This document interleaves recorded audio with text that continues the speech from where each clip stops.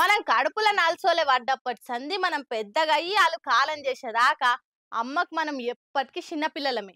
మనకి ఏది కావాలనన్నా అమ్మా అన ఒక్క పిలుపు చాలు. నిమిషంలో అది మన కండ్ల ముంగటుంటది. కాలం ఏదైనా గాని మనల్ని కంటికి రెప్పోలే కాపాడుతది అమ్మ.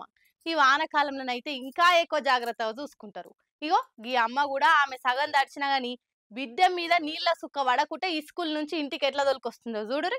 అబ్బబ్బా ఏం వానలు ఇతుమార్ లేనే లేదు కదా, జర్ర గర్విస్తే పాపముంది. ఈ కాలంలో పోరలని స్కూల్ దోలుడంటే పెద్ద పరేషానే అవుతుందిలే. కానీ ఏం చేస్తాం, పోరలు మంచిగా చదువుకుంటేనే కదా భవిష్యత్తు చక్క ఉంటది. పైసలు బాగున్నోళ్ళైతే ఈ స్కూల్ బస్సులల్లా కార్లల్లా బండ్ల మీద దొలకపోయి దొలకొస్తారు. జర ఇబ్బంది ఉన్నోళ్ళైతే నడుచుకుంటూ పోయి దొలకొస్తారు. యోగి అమ్మని చూడుర్రి, కాళ్ళకి చెప్పులు కూడా లేవు. బిడ్డకు ఏడదడిచి సర్ది జ్వరం వస్తాయో అని ఆమె సగం దడుస్తున్నా బిడ్డని మాత్రం భుజాల మీద ఎక్కించుకొని జర్రంతా కూడా దడవకుంటే శత్రు అడ్డం పెట్టుకొని దొలకొస్తుంది. ఇది ఆడనే ఓ ఇంట్లున్న ఒకళ్ళు వీడియో తీసి సోషల్ మీడియాలో పెట్టిర్రు. ఇక చూసినోళ్ళు చూసినట్టు అమ్మ ప్రేమ గురించి ఎంత చెప్పినా తక్కువనే. ఆమె దడిచినా సరే గాని పిల్లలకి ఏం కాకుండా చూసుకుంటది. మనల్ని ఇంత ప్రేమగా చూసుకునే అమ్మను మనం పెద్దగా అయినాక ఆమె ప్రేమల సగం చూపించినా చాలు అనుకుంటా కామెంట్లు చేస్తుర్రు.